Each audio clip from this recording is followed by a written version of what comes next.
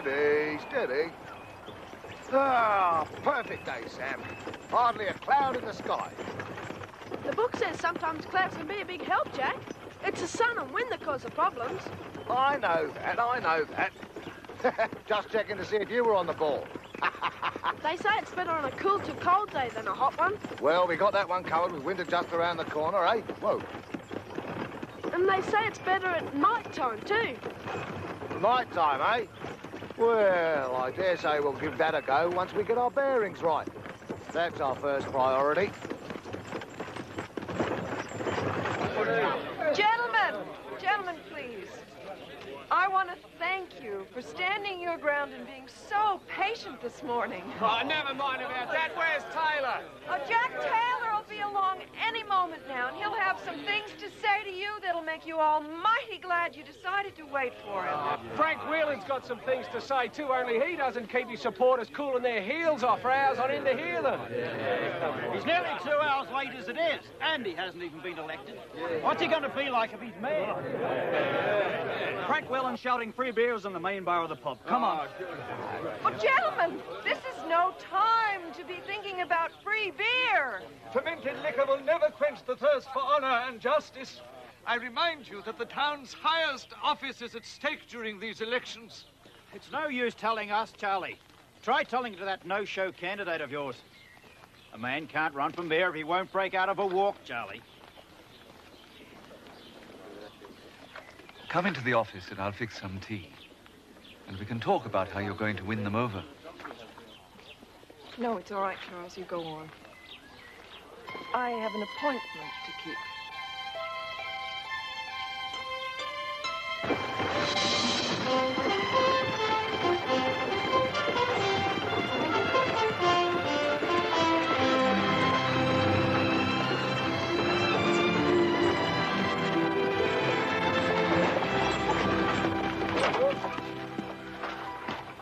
Looks awful mad, Jack. Sam, nick over the hardware store, see if you know what's arrived. All right. So you finally made it. Yeah, a bit late, eh, Maggie? You could say that. This was the last straw, Jack. All the work that went into preparing this meeting, and you've gone and lost the vote of every man who showed up here today. Well, sorry, Maggie. It took us longer than we expected. Oh, come on, Jack. This isn't the first time in this campaign you've let us down. But I'll tell you something, mate. It's the last. Because you've not only lost their vote, you've lost mine as well. I'm resigning as your campaign manager. Come on, Maggie, you can't do that. It's too late, Jack. I've already done it. I backed you through thick and thin even when I thought you were making a fool out of yourself. But when you start making a fool out of me, then I reckon it's time to call it quits.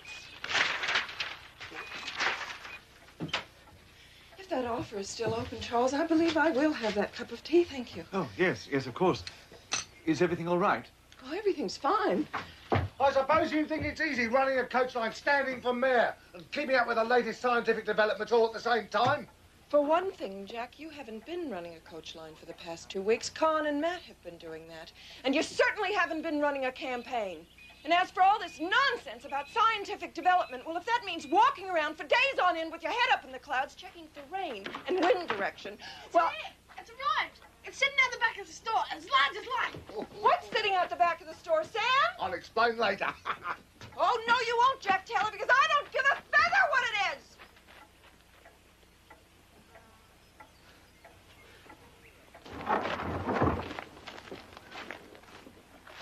I suppose you're wondering what's in that crate, Maggie. I already told you I couldn't care less about it. Lockie, Hanneman, get up. Get up.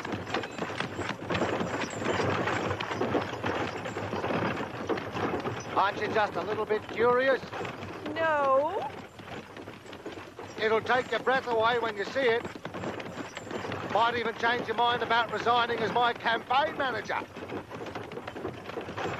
All the way from Paris, France. A French guillotine. What's that? It's a machine that cuts a person's head off when he puts it on the chopping block. It's not one of them, is it, Jack? Oh, no, mate. It's not one of those. Pity.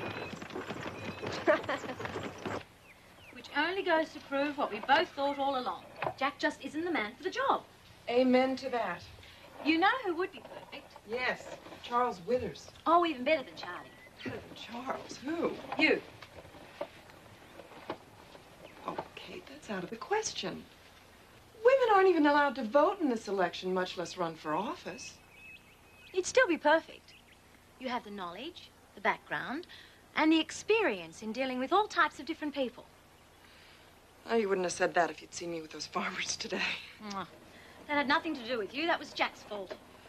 Oh, the fact still remains that as far as men are concerned, women don't even rate a mention in politics. That's why I've decided to back Charles in this election. Oh, I didn't even know he was a candidate. Neither does he. Yet.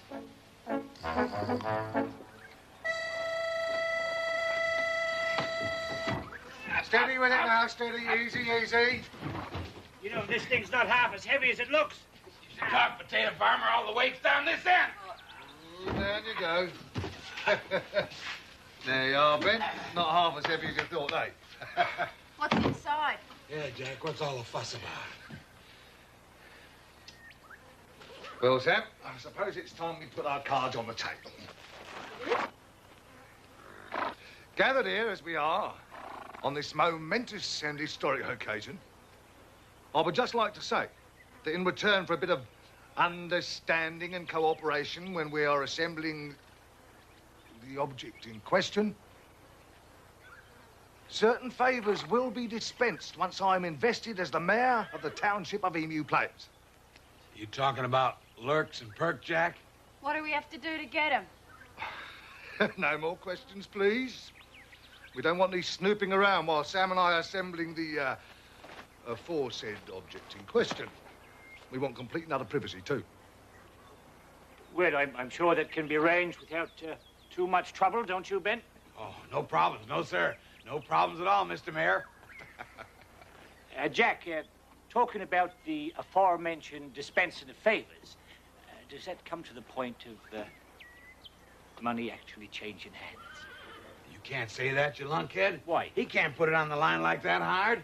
That's why he's going into politics, for crying out loud.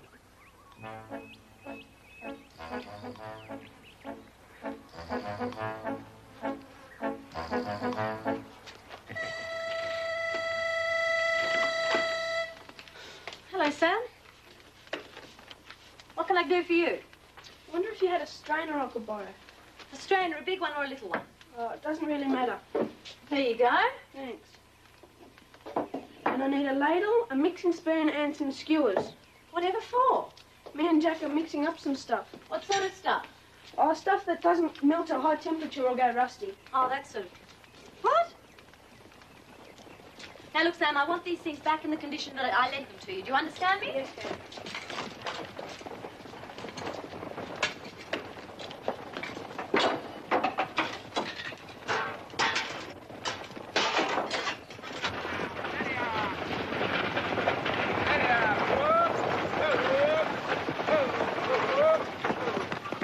One lonely passenger. Meal and some refreshments. Charles, how are you? Oh, How was the trip? trip. Oh, it's the same as it usually is. I know exactly what you mean. He's looking well, though, isn't he, Kate? I've never seen him look so well. But you know what they say about men in the prime of their life. Hey, Katie girl. I got these groceries and dried fruit that you wanted from town. Could you put them in the kitchen if you don't mind? Sure. Thanks, Con.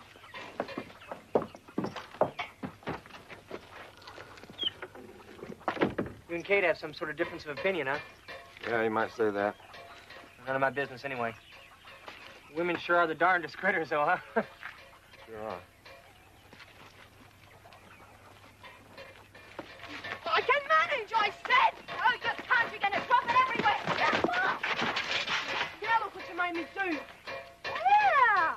Isn't the handle from Kate's butter churn? Give me that. Not until you tell me what it's for. I can't. I promise, Jack, I wouldn't tell anybody. If you don't open up, you're not going to be in one piece for long with it. Oh, give us that. Sam? Did you get everything? Any problems? No, none at all. And he was just going to open up the door for me. Good on you, mate. Well, Abby, Everything's coming together as sweet as a jelly in a mould.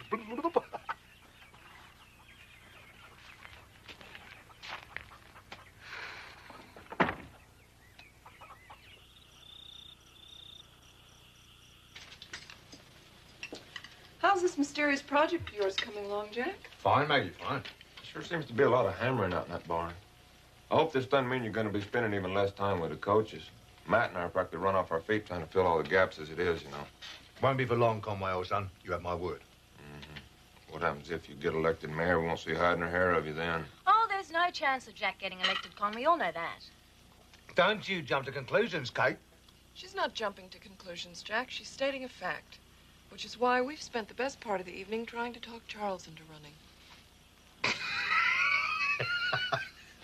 I refused, naturally. Of course you did. You're old enough and smart enough to know you got two chances. Buckley's and none. I wouldn't go so far as to say that. Politics is not for the faint-hearted, Charlie. Not that I'm saying you're faint-hearted. What exactly are you saying, Jack? I'm saying you stick to your books and your ledgers and leave the rough and tumble of politics to somebody who's got a bit more stomach for it. Well, I certainly believe I could turn in a better performance than you have been giving these last days.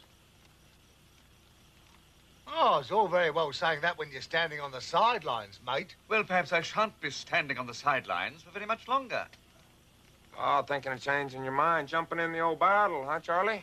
That is precisely what I'm thinking. I'll get you some dessert, Charles. Well, fancy that. Looks like we have two candidates from the Australian Express running for mayor after all.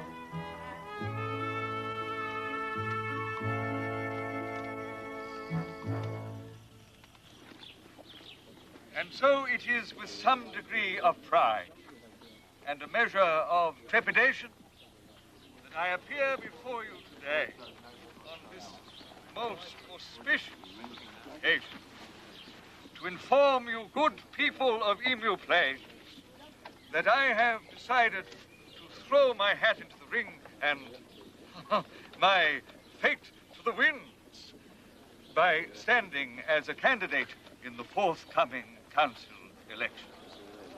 Are you in favor of compulsory education for minors, sir? If you will be patient, madam, I shall attempt to answer all relevant questions at the conclusion of my speech.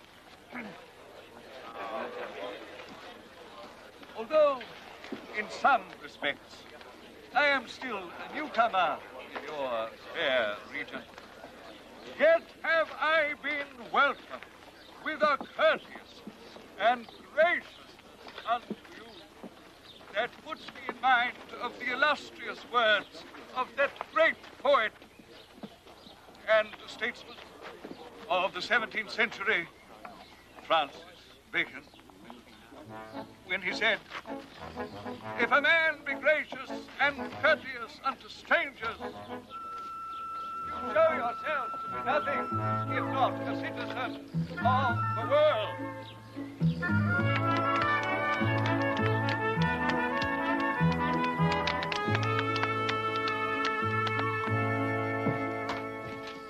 Preacher I met one time in Sacramento had to pay real silver dollars to get folks to listen to a sermon. But he was downright entertaining compared to what we just went through. You wouldn't be talking about Mr. Withers by any chance? He's one. That bad? Bad. A delivery like that, he'd stop the grizzly bear dead in his tracks at 20 paces. Make it 50 paces. He's unbelievable. Oh, dear, and we're expecting such great things from him. Hi, I've seen chickens lay eggs before. It's the first time I've seen a full-grown man pull it off.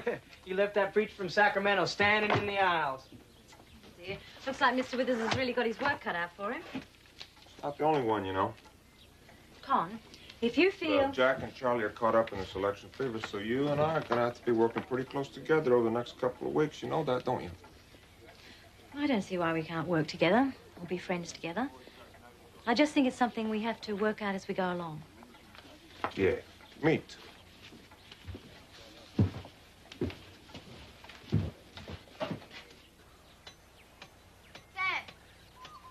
Sam, you in there?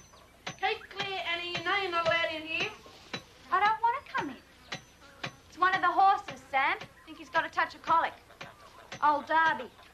He looks very sick, Sam. Are you sure it's colic? Well, I don't know exactly what it is, but I think you should come and have a look.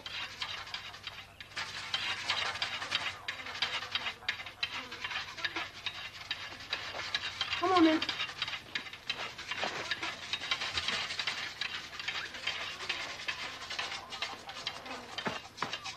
Now's our chance. Let's go. Are you coming or not? Me? I thought you were going to take a peek. Come on, Potato Farm. We're in this together. We're both looking for the tongs, remember? Hold it! Hold it, you couple of scrub turkeys. Ha, you're back, Jack. Fine pair of fair weather friends you turned out to be. The tongs, Jack. The tongs. But Paddy was looking for the tongs. Sam! Harness up the dray. We're moving camp.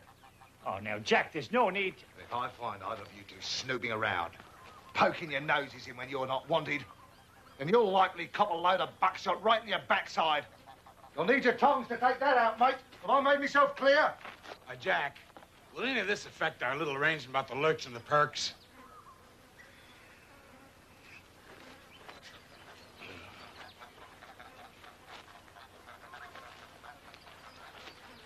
Charles, most people out here wouldn't know Francis Bacon from a bar of soap. Yes, who is he anyway? You see, that's exactly what I mean. The speech went right over the top of their heads.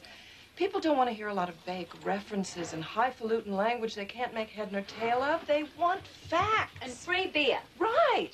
They want to meet you person to person. They want to know what you're going to do for the town if you're elected. Like that lady with the baby. Oh, ladies with babies are always good value in an election. Well, you try telling that to Charles. He completely cut her off. He ignored her. He refused point blank to answer her question. Oh, that was a big mistake. Well, what could I do? She interrupted me in the middle of my address. Ladies with babies can interrupt politicians whenever they feel fit to. I mean, politicians love ladies with babies. They do? Yes. Babies are a traditional symbol of the future, Charles. Elections have been won or lost on the number of babies kissed during a campaign.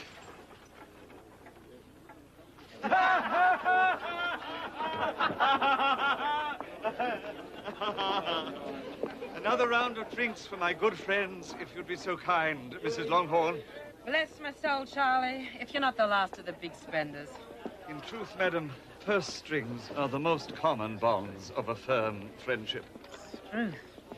I can see you and me are going to have to get better acquainted. Having one yourself, Charlie? No, I make it a point never to drink during working hours. Frank Wheelen always has a drink with the boys. Yeah, Frank always has a drink. Ah, but he's a man's man, is Frank Wheelen. But of course, on an occasion such as this, I'm sure a small sherry would probably not go astray. That's the spirit, Charlie. You can mix it with the best of them if you've a mind to. I'm not sure sending him out on his own was such a good idea, Maggie. We can't be there to hold his hand every minute of the campaign, Kate. Besides, it builds up his self-confidence. We've been gone for such a long time. Meeting the man on the street takes time. Once he gets that down, we can go to work on his public speaking. That's going to be the hard part. Oh, my goodness. What is it? There's a man chasing Mrs. Clinton and a baby down the street. Oh, heavens, it's Charlie. No, madam, I assure you, it's part of the established tradition. I don't care what you call it. You just keep away from me, you masher. All I want to do... One step further and I'll scream so loud it'll raise the dead. No, Charles! What are you doing, Mr. Withers? I'll tell you what the matter is. This man's an out-and-out loony. It's a disgrace. It's getting so that decent, God-fearing citizens aren't safe to walk the streets anymore. All I want to do is to kiss the little dear. That's not quite how it's done, Mr. Withers. Back to the drawing board, Charles. Have you been drinking, Charlie? One sherry. Oh. Or two. I mean, I try to be nice, you know? Be helpful, do the right thing. It doesn't seem to matter a whit. Just wash it straight out like water off a duck's back. Let me tell you something, boy. Females are gonna give you problems the whole of your life. Nah, you don't mean that. You just gotta cut them down to size now and then, right? Remind them where their place is.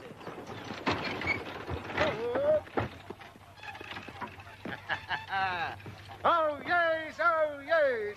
come one, come all, come stout, come thin, come short, come tall, to the great unveiling of the most spectacular wonder of the modern age. Come, back. Paddy, Ben, Annie, it's finished, it's ready. Here we go again. Finally gonna get a gander at this great, mighty secret of yours, are we, Jack? Yeah, we thought you got to keep it wrapped up in mothballs and save it for a future generation. I know it's been hard on you blokes. The times are wasting. Come on, only an hour till sunset. That's the spirit, lads. All aboard that's coming aboard. Better be good, Jack, I'm telling you. Better be doggone good for all we've been through. Have you ever known me to disappoint you, Conway? Have to answer that. Bucky, Hannibal, Cameron, get up. Get up now, come on.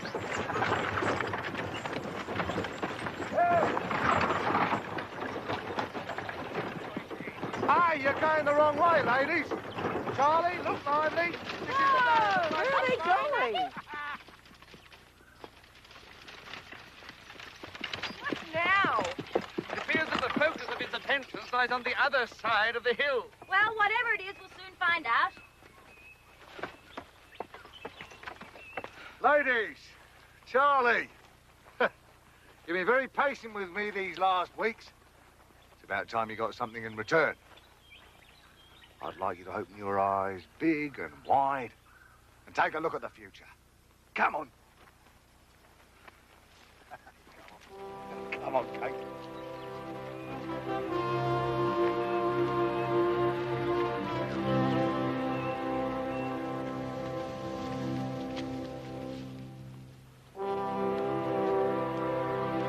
Oh, my stars.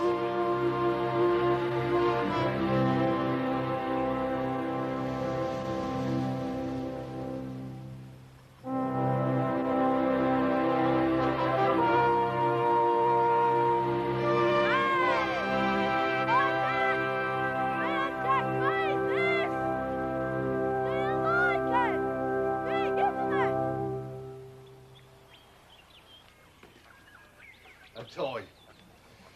That's what she called it. A toy for an overgrown child. I wouldn't call it a toy. I saw those things used during the Civil War. There's observation posts. Believe me, it's no place for a toy. Yeah, they're mighty dangerous, all right, Jack. I saw one drop 200 feet at exhibition in San Francisco. It was lucky there was only one man aboard. Or was he ever a mess? Was he? Oh, well, accidents do happen, don't they? You can't break new ground without taking a few risks, lad. Yeah, well, he broke new ground, all right, Jack. Along with just about every bone in his body. See, that's what I was saying. If the Lord wanted you to fly, he'd have given you wings to start with. Conway, I thought that you were a man of vision. Well, I'm a man of vision, all right. I like staring up at these clouds and stars as much as anybody, but I want to have my feet planted firmly on the ground when I'm doing it. You wait. You wait till I come sailing into town on election day. Flags flying, band playing. You watch their faces light up as I descend from the great blue yonder on a carpet of vespers and daisies. See what Kate and Maggie have to say about my toy then. I'd be surprised if Charlie Withers gets a word in edgeways.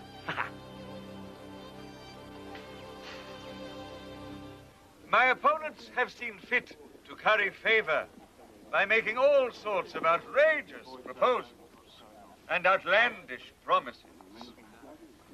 The sky's the limit with Mr. Jack Taylor. And so will be the bill for his extravagance. You may be sure of that. Mr. Frank Wheelen, the friend of the family man. Mr. Wheelen spends so much time in the establishment directly opposite me that I'm sure he must rank as one of the family's greatest liabilities.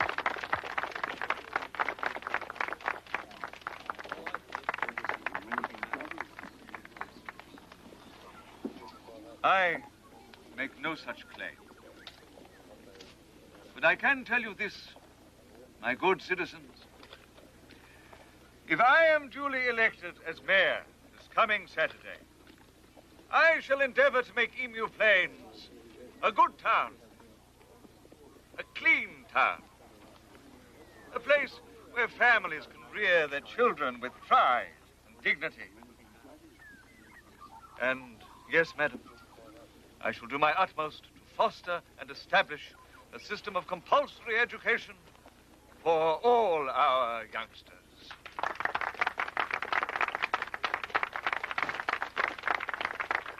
It's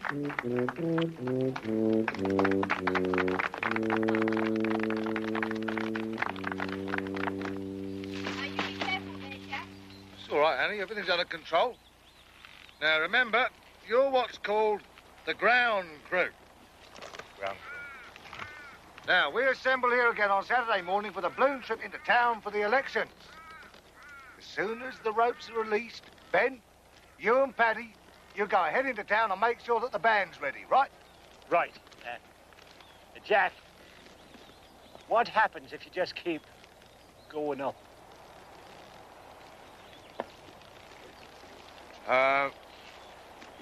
Sam. The balloon runs on hot air. The more Jack heats the air, the higher it goes.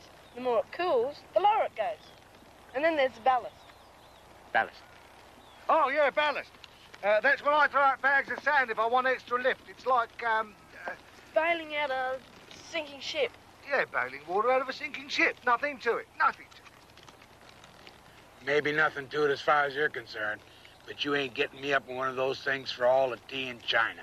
Me neither. No, mate. Sam.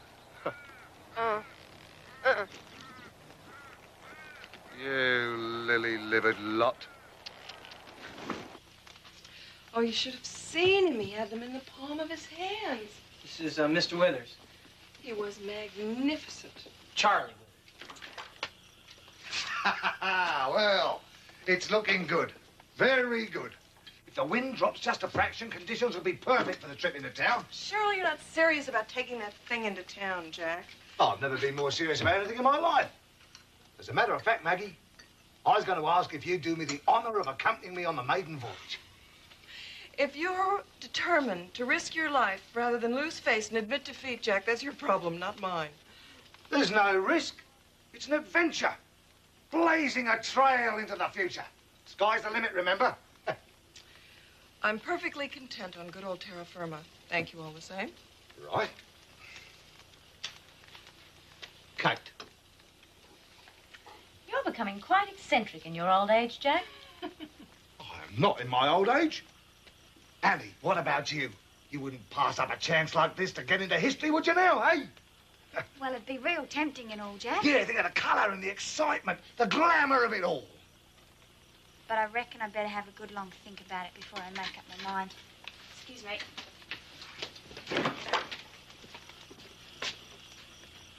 Stone the crows, what's wrong with you lot?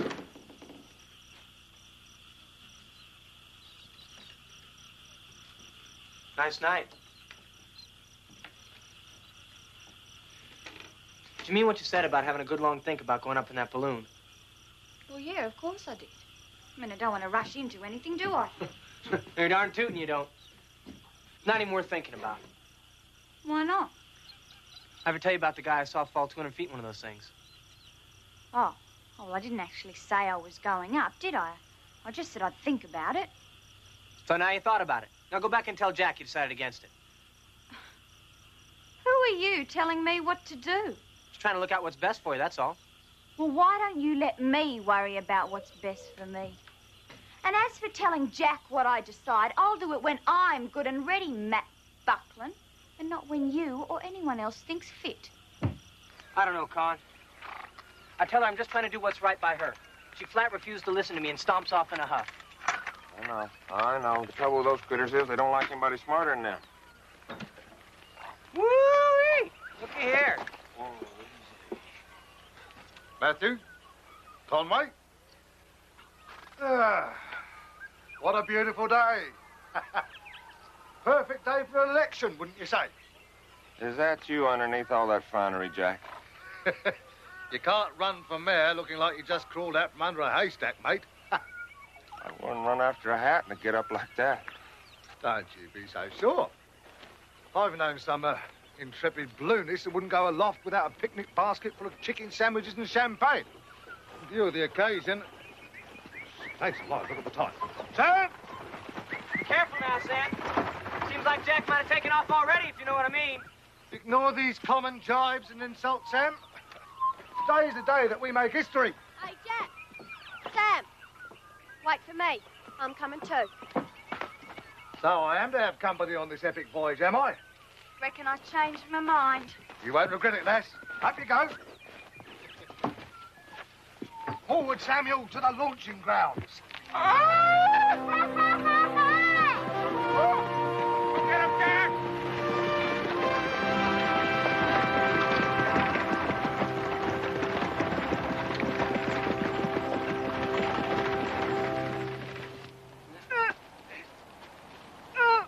Come on, Annie, up you come. Very elegant, bit hard in a dress, eh? Right, well done, lads. Now, don't forget, as soon as we're airborne, into town, the pair of you. Jack, me and Paddy were wondering if you could be a bit more particular about those lurks and perks. Well, you see, Jack, we've got nothing down on paper, and if anything should happen to you while you're up there. Not that we think it will, Jack, of course. No, sirree, Bob, but anybody can get duded up like a Christmas tree and then go floating off in blue, and he should be able to handle just about anything. This is no time to bicker about money. You know I'm a man of my word. We're wasting valuable time. Cast off the lines. You heard him, Paddy. Cast off.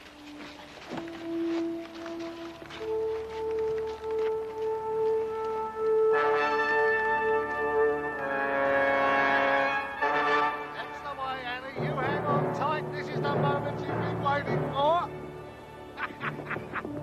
Woohoo!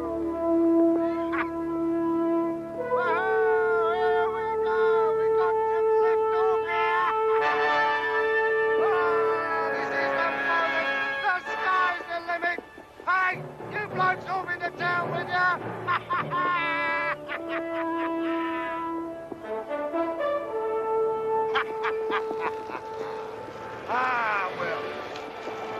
We've done it, Annie. We're airborne. Annie? Oh, my old granny.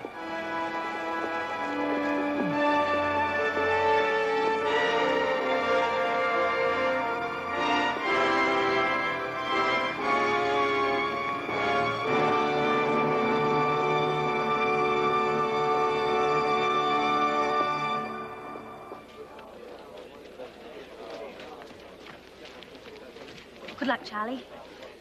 Good luck. Remember, this is the last chance before the voting. There he is. That's our boy. You've done right well for an amateur, Charlie. Oh, thank you, Mrs. Longhorn. Most kind of you. There'll be some fun and games with you wearing the gold chain. The other day in the pub, I nearly sprung a bustle. I laughed so much. Perhaps I should commence my address. Both barrels, Charlie.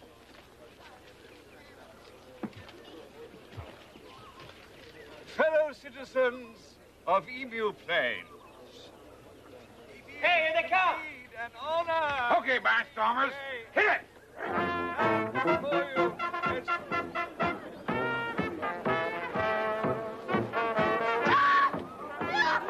Jack, we are too Hang high. on, Annie, Lower, hang on. Jack, we've got to get lower.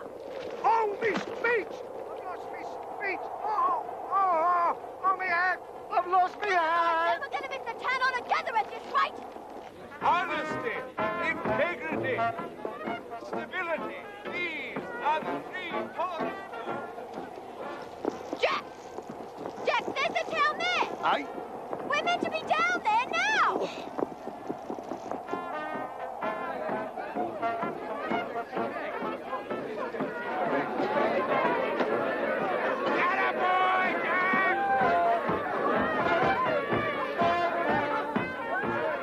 Be a touch high, wouldn't you say, Ben?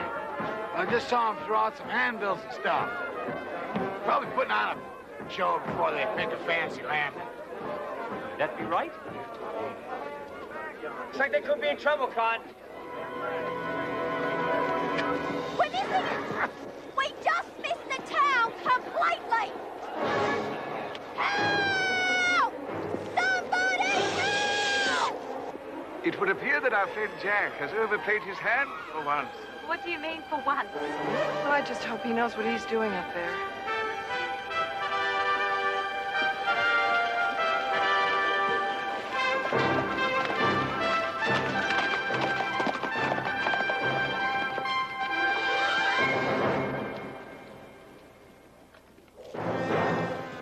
What are you doing?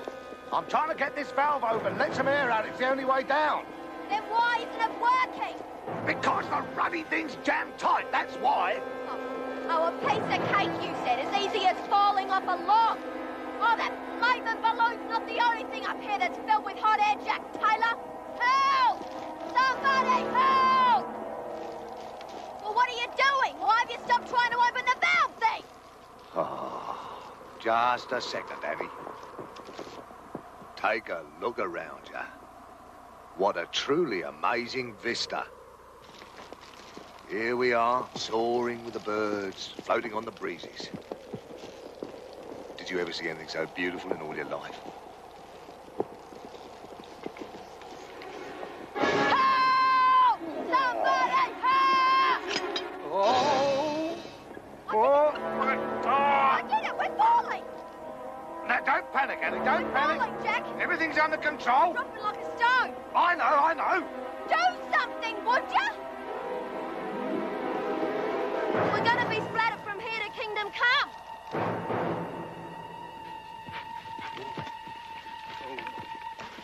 See him? There. Let's go. I see him! No worries. It's all right, Annie. I've closed it. What difference will that make? We're still gonna be killed. Annie, give me a hand with this ballast. What good will that do? This is no time to argue. Just do it. Look out! They're topping us a message, Ben.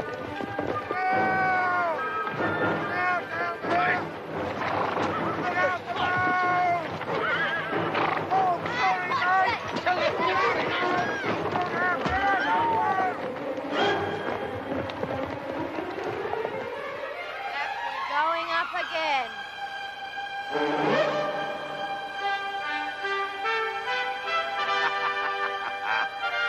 I suppose that's what blooning's all about, Annie.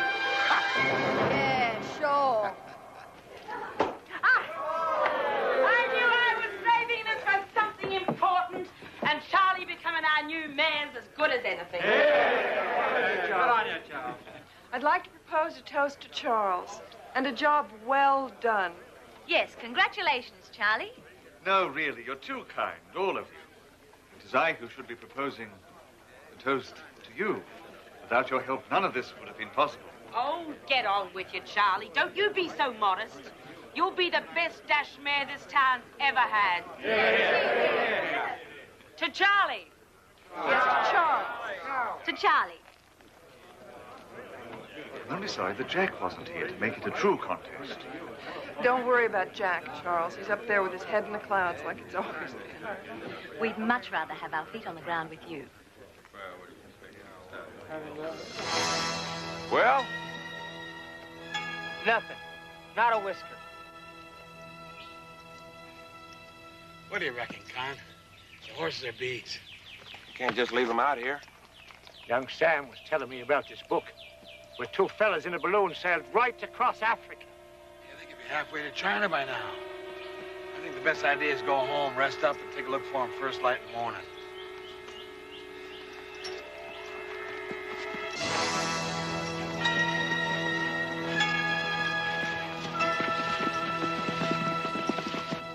They certainly seem to be making the most of it in there. Well, you know what Ethel's like when it comes to turning over a penny. It's all fuel for the fire.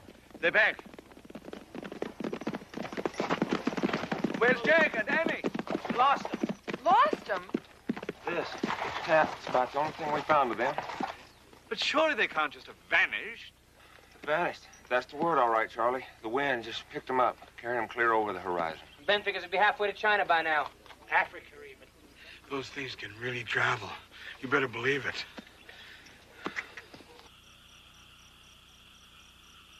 All I'm saying is, Annie, is that it could have been worse. A whole lot worse. I'm not interested in what you're saying, Jack. I have been listening to you going on all day about the birds and the breezes and the vistas, and right now I don't want to hear another word. It's all right, Annie. I can understand. You're probably just feeling a little bit tired and over-emotional. Over-emotional? And tired. You get me halfway to the moon, then we begin dropping like a stone and nearly wipe out poor Paddy and Ben and the rest of those men. Then we shoot up so high my stomach turns over and I nearly fall out of this stupid, idiotic contraption. And all you can say is I'm a little bit tired? Don't you shush me just when I'm getting good and wound up. Will you hold it down their back? Good. Good, I'm glad they're back. I hope they hear every word I'm saying. You nearly got me killed out there today, and I don't think I'm ever going to get over it. Jack! Annie! How long's Sam going to be with those blasted ropes? I'll go the ropes, Jack. We're only down in no time. I don't know what you're complaining about. I got you back in one piece, didn't I? You had nothing to do with it. The wind hadn't changed when it did. We'd been halfway across the Pacific Ocean by now. You two all right up there? Just get me out of here. He's as mad as a cut snake. Oh. That's gratitude for you, that is. I take her on the adventure of a lifetime, and all she can do is whinge and whine and complain. Get me out of here! Looks like your plans come a little unstuck up there, Jack. Yeah, old Jack and his balloon. They just run out of hot air at the same time.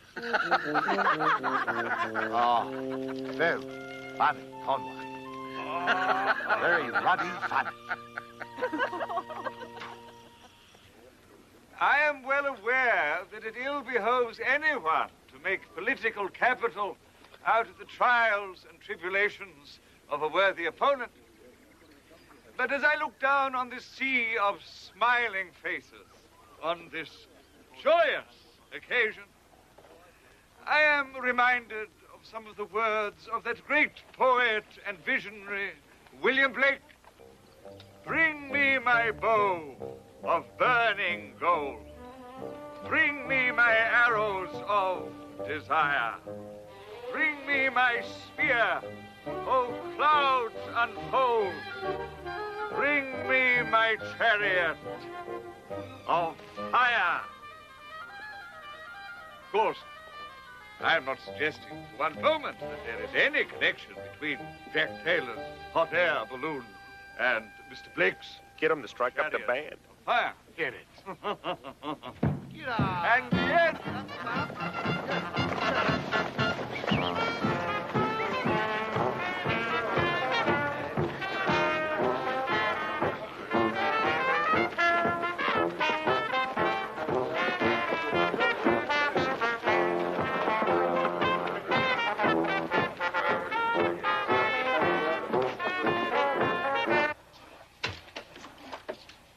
Hey, Annie.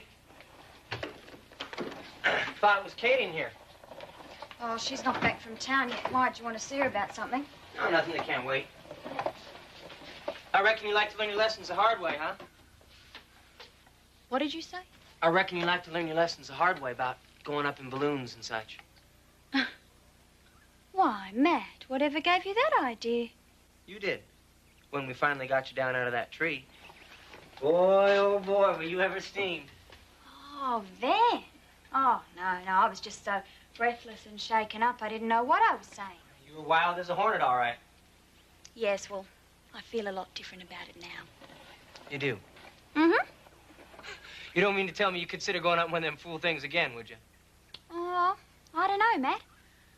There's something about being up there and all that peacefulness with just the wind and the birds to keep you company.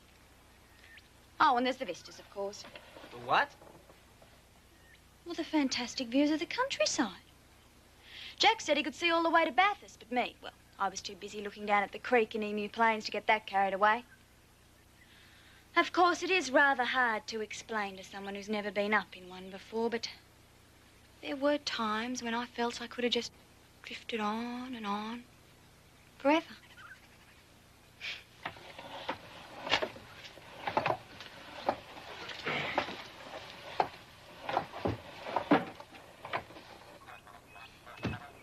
Well, Sam, me lad, there's an end to it. I suppose they'll find a use for those things one day, but I'm blowed if I know what. Submarines. What you say? Submarines. They're machines that can travel underwater. I've just been reading about them in the book, 20,000 Leagues Under the Sea. What? Submarines. They can carry lots of people. They kind of work the same way as a balloon with ballast and everything, only it's underwater. You wouldn't be taking the rise out of a bloke when he's down, would you? No, Jack, it's on the level, honest. This bloke, Mr. Vern's been writing about him, so there must be something in it. You the same bloke that wrote about the balloon? Yeah, that's the one. Machines that travel underwater, eh? That's what he reckons. Gah. No chance. Balloons that float through the air, they're one thing, but machines that travel underwater? No way. Not in a million years. You mark my words.